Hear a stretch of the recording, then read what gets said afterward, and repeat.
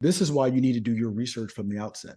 Visit sites like Glassdoor or US Bureau of Labor Statistics to get a handle on what the appropriate salary ranges is for someone with your experience, certification, and education. So it's important, right? One of the tools that you have at your disposal is, hey, what do you think personally that position is going to pay?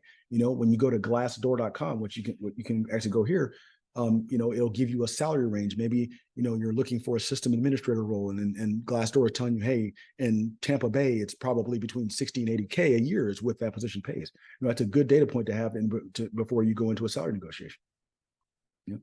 On top of that, ask your network of peers, right? Associates and mentors, what they understand that role typically commands in regards to salary. Nothing is better than real-time feedback for someone in a similar role. The goal is to collect as many similar data points as possible. The more you know, the better you'll be able to negotiate the best offer. So imagine, right? You go to glassdoor.com, you get an idea of what that potential role is going to pay, in a general salary range. Maybe you have a buddy that works for example, I work in the Department of Defense industry. I have another buddy that works as a project manager for another company, in Tampa Bay. Hey, what are project managers in general making over in that area? I get a data point from him. I get a data point from Glassdoor.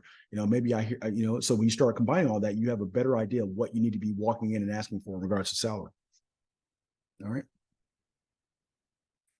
All right, let's go ahead and take a quick minute to give you guys a different perspective, because I really want to give you guys the full picture, thinking about salary from not just from the employee point of view, but maybe let's think about salary from the employer point of view, right? How do people come up with a salary range? How are positions created and why are they created?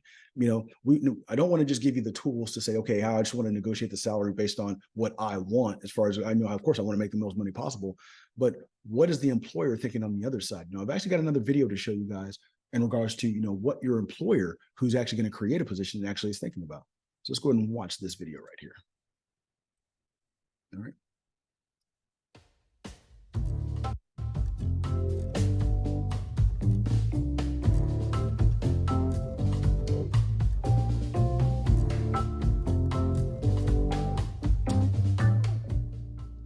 This is a great time to talk about how and why positions are created.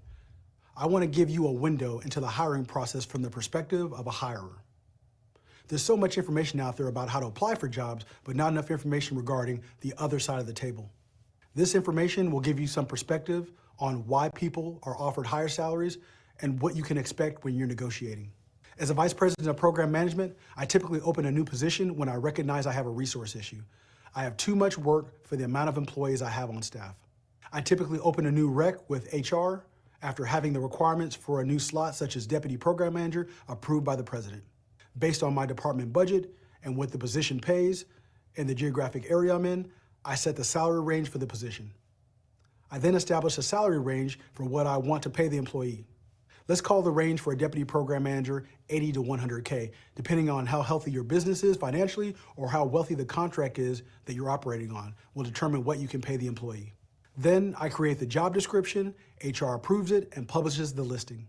Once I get a candidate based on their education level, experience, and certification, it'll determine what end of the salary range they land that I can pay them.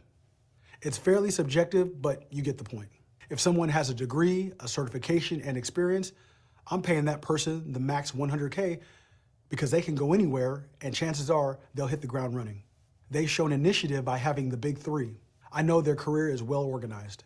If someone has no degree, no experience, no industry certification, they'll get the bottom of the salary range and have to work their way up.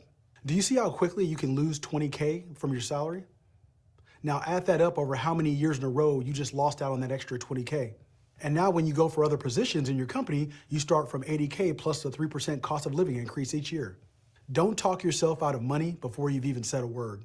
Like in the game of spades, sometimes you have to spend money to make money. Use that 3 of spades to draw out the ace of spades, and then you control the game. Sometimes it's okay not to get the max salary. You take 90K and they feel good about the hire. You overachieve and then make it up on the back end. If you lack education, certification, and experience and fight to get the max salary, then you bomb at the position, you'll be exposed as someone greatly overpaid. This could inhibit future promotions within your company once higher ups do some talking. That's not good. You want to underpromise and overdeliver. That's how you wow your company and earn their respect.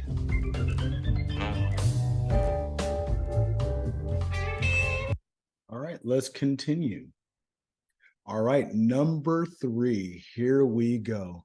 Never give an employer a starting salary point. You don't want to be out here negotiating with yourself. I'll tell you that right now. All right. Never give an employer a starting salary point, a salary starting point. When negotiating salary, your reputation is on the line to some extent. It can work against you if you're too motivated by salary.